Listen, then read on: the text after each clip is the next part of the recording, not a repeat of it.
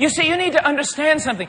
One of the reasons why people are so miserable is that they were made for God. And one of the reasons why even true believers sometimes fall into misery is because they begin to live for themselves and do not realize they were made for God. Every fiber of my being, every beat of my heart, every thought of my mind is for God. And to the degree that it is for God, I will have joy. You were made for Him. To breathe, you were given breath only to return it to Him in praise. Your heart beats only for Him. And you will only, as Augustine said, find peace and contentment in life in giving yourself to Him. I love to make things. I make furniture. I love to make bows and arrows that you shoot and hunt with and do target with. I love that kind of thing. And I could bring one of my bows here today, and it would be a fine thing to use to shoot an arrow, but you can't play a song on it. To the same degree, I can't take the guitar that was here last night and put an arrow in it, pull back and draw and expect to hit a target. Guitars are made for one thing, bows are made for another. And they only find true purpose when they're used for the thing they were made for.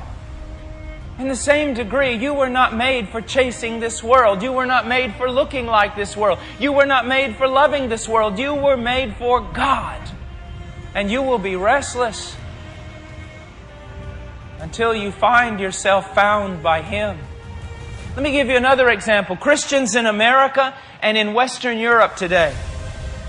Real Christians.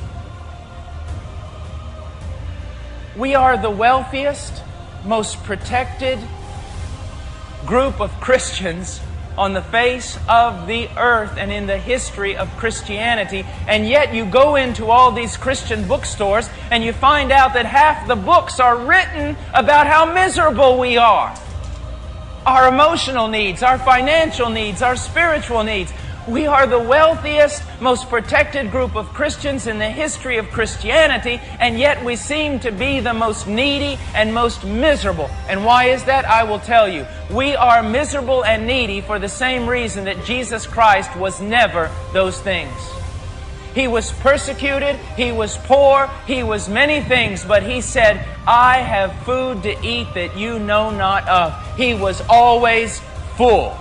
For the same reason that we are always empty. He was full because He had food to eat that we know not of, and that was doing the will of the Father. We are empty because for the most part we are about doing our own will instead of the will of the Father. If I ever see a person who claims to know Christ and there is evidence in their life that they have truly been converted and yet they're walking around telling me they're empty, I just go and tell them, you are empty because you are not about doing the will of the Father. And then they'll say to me, but you don't understand the trials in my life. I said, in the midst of the trials, do the will of the Father and you'll be full.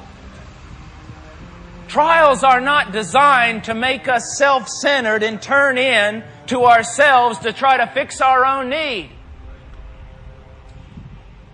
There's no excuse